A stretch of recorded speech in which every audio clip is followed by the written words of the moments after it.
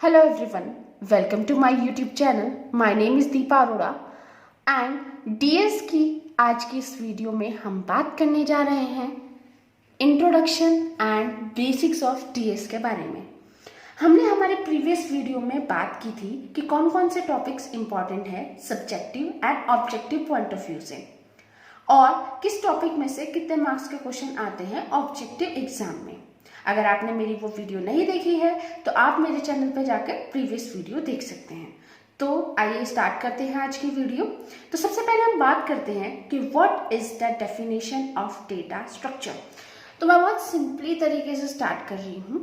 Data structure दो word से मिलकर बना होता है, डेटा एंड स्ट्रक्चर। तो हमें सबसे पहले पता होना चाहिए कि व्हाट इज डेटा। मैंने कंप्यूटर साइंस के बहुत सारे स्टूडेंट्स को डेटा और इंफॉर्मेशन के बीच में कंफ्यूजन रखते हुए देखा है। उन्हें पता नहीं होता, उन्हें क्लियर नहीं होता कि what is data and what is information and what is the difference between them. तो आज हम पहले उसी टॉपिक को क्लियर करेंगे क्योंकि बेसिक्स में भी आता है डीएस के। तो इसमें से 2 मार्क्स का क्वेश्चन, अगर आप बीसीए कर रहे हैं या बीएससी कर रहे हैं तो 2 मार्क्स का क्वेश्चन इसमें से आता है। शॉर्ट क्वेश्चन बनता है कि what is data and what is information and what is the difference between them. ऐसे एक शॉर्ट क्वेश्चन बनता है इसमें से। तो सबसे पहले देखते हैं कि what is data. Data is a raw facts. हम बोल सकते हैं कि डेटा क्या होता है, रो फैक्ट्स होता है या फिर वैल्यू होता है या फिर सेट ऑफ वैल्यूज कह सकते हैं डेटा को, या फिर सेट ऑफ फैक्ट्स कह सकते हैं। अगर मैं एक बेसिक लैंग्वेज में बात करूं कि व्हाट इज डेटा, तो वो सारी वैल्यूज जो कंप्यूटर के अंदर स्टोर की जाती है that is called data. All the values that are stored in computer is called data। वो सब क्या कहलाती है, हमारी डेटा कहलाती है। अब बात आती है कि अगर डेटा है कि जितनी वैल्यू हमने कंप्यूटर के अंदर स्टोर की है दे ऑल आर डेटा।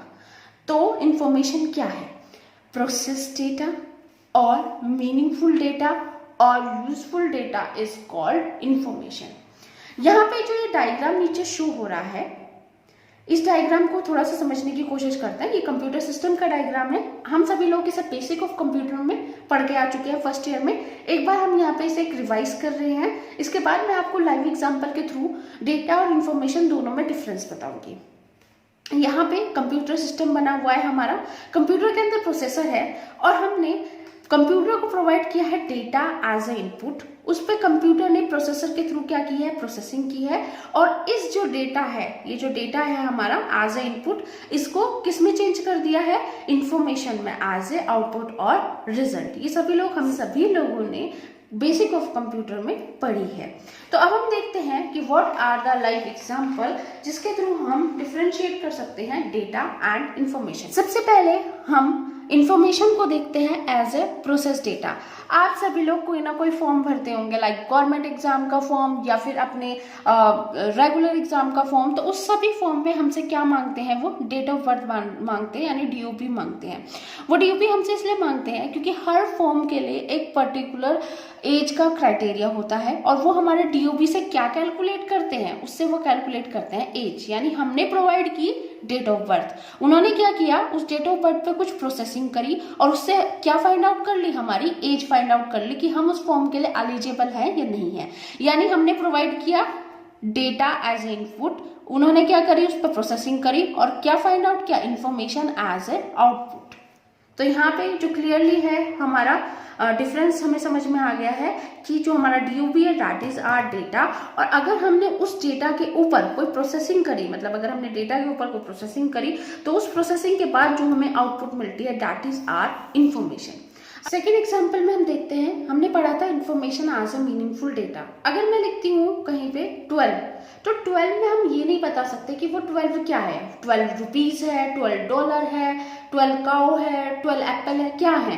तो 12 जो है वो एक डेटा होगा। लेकिन अगर मैं लिखती हूँ $12 तो हमें उसके 12 के बारे में स्पेसिफिक थिंग पता है, यानी उसका एक खुद का एक मीनिंग है, इसलिए वो क्या होगी, इंफॉर्मेशन। तो यहाँ से एक्सप्लेन होता है information as a meaningful data. Last जो हमारा एग्जांपल है that is a information as a useful data. आप सभी लोगों ने डेटाबेस देखा होगा आपके कॉलेज में या आपके स्कूल में या कहीं भी किसी जगह पे जहाँ पे यूनिवर्सिटीज होती हैं, वहाँ पे क्या होता है, स्टूडेंट का एक डेटाबेस बनाया जाता है। डेटाबेस में क्या होता है, स्टूडेंट की सारी इंफॉर्मेशन क्या होती है, फीड होती है। तो हम देखते हैं एक डेटाबेस ये आपके सामने एक स्टूडेंट का डेटाबेस है जिसमें सबसे पहले हमने बताया serial number, student name, roll number and the result. तो यहाँ पे ये 4 इन्फॉर्मेशन प्रोवाइड की है किसी स्टूडेंट के बारे में। It is just example. अब अगर मैं कोई एक टीचर हूँ या मैं यूनिवर्सिटी का कोई रजिस्ट्रार होता है या कोई भी ऑफिसर होता है, वो सिर्फ ये जानना चाहता है कि एट अ पर्टिकुलर टाइम पे कि कितने बच्चे से पास हुए हैं, फेल हुए हैं, तो उस टाइम पे उसे मतलब नहीं है कि व्हाट इज द सीक्वेंस या रोल नंबर या स्टूडेंट नेम ऑफ द कि उस स्टूडेंट का जो पास हुआ है या फेल हुआ है उसका नेम क्या है, रोल नंबर क्या है, फादर नेम क्या है, एड्रेस क्या है, व्हाटएवर। उसे सिर्फ ये जानना है कि कितने बच्चे पास हुए हैं या कितने बच्चे फेल हुए हैं। तो एट अ पर्टिकुलर टाइम की जो रिजल्ट है पास या फेल होने का, ये हमारे लिए क्या होगी, इन्फॉर्मेशन होगी। लेकिन अगर मुझे जानना है कि कितने लोगों का नाम रमेश है, तो एट अ पर्टिकुलर टाइम जो ये स्टूडेंट नेम होगा वो हमारे लिए क्या होगी, इन्फॉर्मेशन होगी। यानी information as a useful data, मतलब एट अ पर्टिकुलर टाइम पे जो चीज हमारे लिए यूजफुल होगी दैट इज कॉल्ड इन्फॉर्मेशन। ये सारी चीजें हमारा डेटा है, लेकिन एट अ पर्टिकुलर टाइम हमारे लिए रिजल्ट क्या है, हमारी इन्फॉर्मेशन है। आई होप इसके बाद में आपको जो डेटा और इन्फॉर्मेशन है उसके बीच में डिफरेंस बहुत अच्छे से क्लियर हो चुका होगा। तो अभी हम बात कर रहे थे डेटा स्ट्रक्चर की डेफिनेशन के बारे में, जिसमें हमें डेटा बहुत अच्छे से क्लियर हो चुका है, आई होप। एंड सेकेंड जो वर्ड जिससे वो मिलके बना है दैट इज स्ट्रक्चर। तो स्ट्रक्चर क्या होता है, स्ट्रक्चर होता है a particular way to organize, A particular way to organize is called structure। मतलब एक ऐसा तरीका, एक ऐसा खास तरीका जिसके थ्रू हम किसी भी चीज को ऑर्गेनाइज करते हैं। और हम यहाँ पे किस चीज को ऑर्गेनाइज कर रहे हैं, डेटा को। यानी a particular way to organize the data is called data structure. तो अगर हम बुकिश लैंग्वेज की बात करते हैं डेटा स्ट्रक्चर की, तो it is a particular way to organize the data in computer. मतलब डेटा स्ट्रक्चर क्या होता है कि एक खास तरीका, एक यूनिक वे या एक मैथमेटिकल वे आप इसे कह सकते हो, डेटा को कंप्यूटर के अंदर स्टोर करने का होता है, जिसकी वजह से क्या होता है कि हम अपने डेटा को बहुत एफिशिएंटली यूज कर सकते हैं किसी भी टाइम पे। एक्चुअली क्या होता है कि डेटा एक बहुत इंपॉर्टेंट थिंग होती है हमारे कंप्यूटर में, क्योंकि जितना भी वर्क होता है, जितनी भी हमारी प्रोग्रामिंग या जितनी भी चीज़ें हैं, मेन वैल्यूएबल जो थिंग है हमारे लिए आज के टाइम में वो होती है हमारी डेटा। और एक सेकेंड थिंग उसके साथ में इंपॉर्टेंट होती है कि एक स्पेसिफिक टाइम पे जब हमें उस डेटा की नीड हो, उस टाइम पे वो डेटा हमारे लिए क्या हो, अवेलेबल। क्योंकि कुछ ऐसी टर्म्स एंड कंडीशन होती है, कुछ डेटा ऐसा होता है कि अगर हमें एक पर्टिकुलर टाइम पे वो नहीं मिलता है तो कुछ टाइम के बाद उसका जितना भी यूज होता है या वो हमारे लिए यूजफुल नहीं रहता है। तो मेन थिंग इज दैट कि जिस टाइम पे हमें जिस डेटा की रिक्वायरमेंट हो वो उस टाइम पे हमें इजीली अवेलेबल हो जाए। तो इसके लिए हमें क्या करना पड़ता है, हमें चीजों को एक सही जगह पे, एक सही प्लेस पे रखना पड़ता है। तो उसे एक सही जगह पे रखने का जो तरीका होता है, डेटा को एक सही प्लेस पे रखने का तरीका जो होता है that is called data structure. अब इसमें बहुत सारे डेटा स्ट्रक्चर होते हैं, डिपेंड करता है कि हमारा जो हम डेटा या जो भी चीज स्टोर करना चाह रहे हैं उसका क्या पर्टिकुलर साइज है, हमें किस टाइप की उसको एक्सेस मतलब यूज करने की कैसी रिक्वायरमेंट है। तो उस अकॉर्डिंग क्या होता है, हमारा डेटा कंप्यूटर के अंदर स्टोर होता है, ताकि एट अ पर्टिकुलर टाइम जब भी हमें उस डेटा की रिक्वायरमेंट हो वो डेटा हमें मिल जाए। तो this is the definition of data structure. I hope you easily understand this. Data structure में हमने पढ़ा अभी तक कि it is a particular way of storing and organize data in computer so it can be use efficiently. मतलब computer system में जो भी हमारा डेटा है उसे एक पर्टिकुलर वे में स्टोर और ऑर्गेनाइज करने का जो तरीका है, ताकि हम उस डेटा को बाद में अच्छे से एक्सेस कर सके, यूज कर सके, that is called data structure. अब बात आती है कि what are the basic terminologies use in DS. तो पहली टर्मिनोलॉजी जो यूज होती है वो यूज होती है डेटा, जिसके बारे में हम अभी पढ़ चुके हैं। सेकेंड इज इन्फॉर्मेशन, और ये दोनों ही इंपॉर्टेंट है। शॉर्ट में आता है what is data, what is information and what is the difference between them. Third terminology जो डीएस में यूज की जाती है वो है एंटिटी। एंटिटी क्या होती है, एंटिटी एक ऐसा ऑब्जेक्ट होता है जिसके एट्रीब्यूट या प्रॉपर्टी होती है, और उस एट्रीब्यूट या प्रॉपर्टी को हम क्या असाइन कर सकते हैं, वैल्यूज असाइन कर सकते हैं। जैसे कि एक एंटिटी है स्टूडेंट के पास उसके जो एट्रीब्यूट या प्रॉपर्टी है वो क्या है, नेम, फादर नेम और रोल नंबर। और इन नेम, फादर नेम और रोल नंबर को हम कोई वैल्यू असाइन कर सकते हैं। जैसे नेम है रमेश, फादर नेम हम कुछ भी XYZ कुछ भी नेम ले सकते हैं, एंड रोल नंबर इज 12।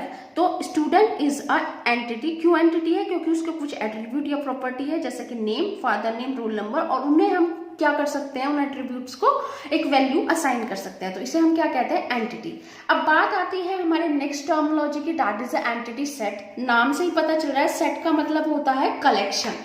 किस चीज का कलेक्शन, एंटिटी सेट मतलब एंटिटीज का कलेक्शन। मतलब an entity set is a collection of similar entities, मतलब एक तरीके की एंटिटीज का जो कलेक्शन होता है उन्हें हम क्या कहते हैं, उन्हें हम कहते हैं एंटिटी सेट। इसके बाद आता है रिकॉर्ड, यानी वही कलेक्शन ऑफ डिफरेंट एंटिटीज जो आता है वो हमारा क्या होता है, रिकॉर्ड होता है। Next is file. फाइल क्या होती है, file is a collection of related records. Related records का जो कलेक्शन होता है उसे हम क्या कहते हैं, फाइल। तो हम एक बहुत अच्छी एग्जांपल के थ्रू समझ सकते हैं कि एक क्लास के अंदर जितने भी स्टूडेंट्स हैं उनका जो रिकॉर्ड होता है वो हमारा क्या होता है, फाइल कहलाता है। लास्ट जो हमारी टर्मिनोलॉजी यूज की जाती है दैट इज की। की क्या होती है, की वो वैल्यू होती है या वो डेटा आइटम होती है या वो एलिमेंट होती है एक रिकॉर्ड के अंदर जिसकी यूनिक वैल्यू होती है। यूनिक का मतलब होता है कि वो वैल्यू किसी और चीज को असाइन नहीं की जा सकती, जैसे कि होता है स्टूडेंट का रोल नंबर। आप सभी को पता होता है नाम से जो स्टूडेंट है वो दो हो सकता है, सरनेम भी सेम हो सकते हैं, लेकिन जो रोल नंबर होता है वो एक पर्टिकुलर जो हमारा स्टूडेंट है उसके लिए यूनिक वैल्यू होती है। तो की क्या होती है, वो वैल्यू होती है, वो डेटा आइटम होती है, वो एलिमेंट होता है किसी भी रिकॉर्ड के अंदर जिसकी क्या होती है, यूनिक वैल्यू होती है। और इसी की वजह से हम एक रिकॉर्ड को दूसरे रिकॉर्ड से क्या कर सकते हैं, डिफरेंशिएट कर सकते हैं। तो ये सारी बातें आज हमने पढ़ी। इस वीडियो में हमने देखा कि what is the definition of DS, क्यों यूज करने की रिक्वायरमेंट पड़ी डीएस को, and third thing is that कि what is the basic terminologies used in DS. तो नेक्स्ट वीडियो में हम बात करने वाले हैं टाइप्स ऑफ डीएस के बारे में, जो कि इम्पोर्टेंट टॉपिक है और लॉन्ग क्वेश्चन में आता है। इसमें से एक क्वेश्चन कि what is data structure and explain the types of data structure. I hope you all like the video. Please like and share this video and subscribe to my channel. Thank you.